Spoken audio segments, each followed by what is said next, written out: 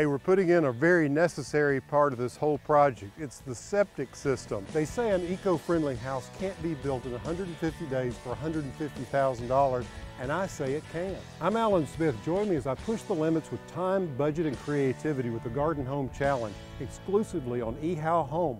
I looked from the house down here and saw they'd already started on the septic system, and I wanted to come down here and tell you about this. This is the way we do it out here in the country because we have to put in a septic system since we don't have a municipal sewer system out here. So what Ricky's doing is he's actually setting out our septic field, and that septic field is going to be 4 of these trenches that he's digging, and they'll be 10 feet apart. And these lines are 75 feet long, so essentially we're going to have a field that's 40 feet by 75 feet. Now jump over here in the trench with me. Let me show you. See, we had to do a perk test down here, which means it's all about the percolation rate of water through the soil. And the more clay you have, the slower the percolation.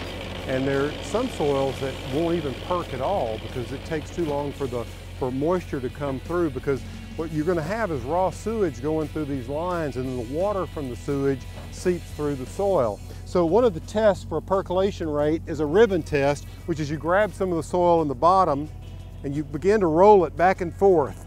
And if you can't make a ribbon of clay, which I can't here, which is a good thing, then it's probably going to be just fine. There's a lot of shale in this clay. There's a clay base, but there's enough shale here that breaks it up and allows for the percolation. Now the other telltale sign for whether something's going to perk or not is to look at the side as he comes through and cuts. If this was slick, had a really smooth finish on it, that would mean it was really fine clay and that probably wouldn't perk very well. But you can see we've got a really rough edge all the way down.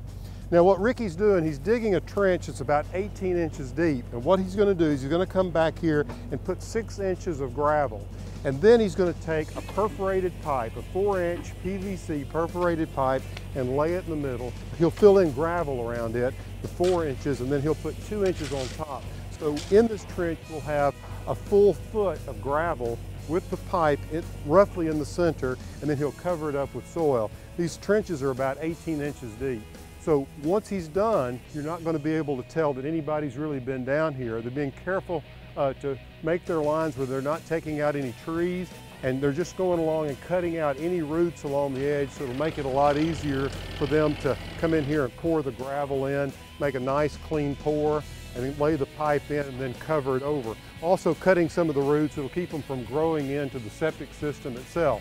Now some trees are notorious for their roots growing into septic systems and actually clogging them up.